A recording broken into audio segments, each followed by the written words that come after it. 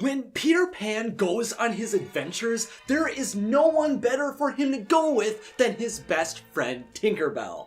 They have fought pirates, traveled to and from Neverland, and explored the world, but for years I have been wondering how this iconic duo originally met. Even in my original video explaining Tinkerbell's full story, I didn't have an answer because I didn't know one existed, but I have dived deeper and finally have an answer. Hello, I'm Isaac from Watso Videos, where we discuss fun topics for fun people, and today, to celebrate Peter Pan's 65th anniversary, I will explain how Peter Pan met Tinkerbell. Remember to continue discussing Disney with me, make sure to subscribe, and also I have a little magical surprise for the end of the video dealing with some Watso Videos stuff, so make sure you stick around to the end.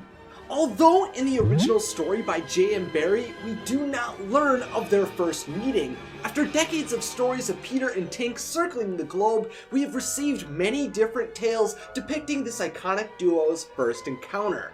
After Tink perishes in the original story by J.M. Barrie, in the sequel, Peter Pan in Scarlet, Peter forgets knowing Tink, so when the blue fairy Fireflyer wishes to meet her when he reaches the Neverpeak, Tink is revived and Peter gets to feel like he is meeting her for the first time.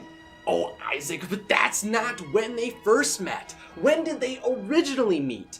Well, in the novel series Peter and the Starcatchers by Dave Barry and Ridley Pearson, Tinkerbell was not born of the first laugh of a new baby like she was said to be in J.M. Barrie's stories or the film Tinkerbell. Instead, Tinkerbell was originally a green and yellow bird who was exposed to star stuff by Peter, which is the name for the novel's pixie dust, and in the process becomes a fairy and, meets Peter. Then in Steven Spielberg's Hook, Tinkerbell actually is the one who saves a baby Peter after he voyaged away from those looking after him and brings the legendary lost boy to Neverland.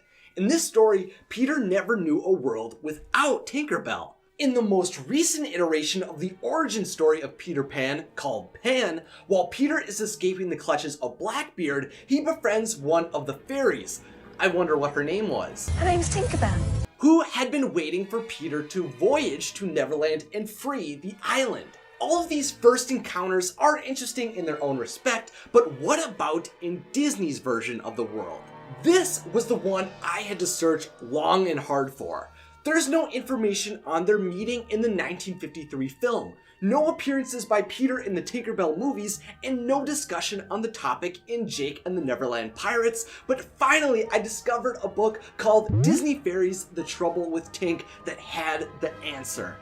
After the events of the film Peter Pan, Tinkerbell had kept her distance from Peter, still feeling frustrated with how Peter disregarded her in the presence of Wendy. But after Peter plays a practical joke of pretending Tink and her friend Terrence were butterflies, Tink and Peter connect again. Peter then proudly shows off a shark tooth, to which Tink is extremely excited because the first time she met Peter, he was trying to steal a shark's tooth. It turns out Peter had made a bet with the Lost Boys that he could steal a tooth from a live shark, so he built a small raft out of birch wood and was paddling out to sea when he felt something bump the underside of his raft.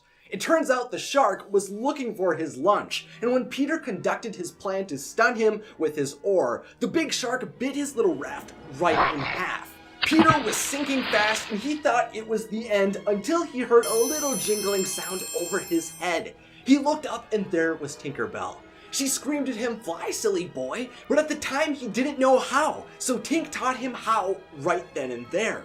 She sprinkled some fairy dust on him, and before he knew it, he'd zipped up into the air out of the shark's reach. From that moment on, they were pals.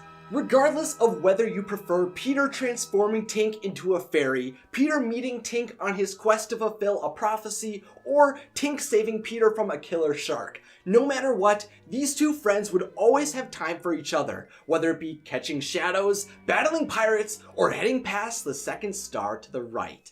Today, I am excited to finally show you that I have merchandise available for sale. I currently have these 3 designs for you to show off that you are a fun person, and when you order, you can select a variety of different clothing styles, items, and colors. So if you want to get this pillow, this shirt, these stickers or any of these designs on my storefront, head over to watsostore.com right now during the 30% off opening event. By purchasing this merchandise, you aren't just able to show you enjoy spreading the magic of Disney, but you are also supporting the channel and the creation of more magical videos. Thank you so much to all of the wonderful fans out in the world.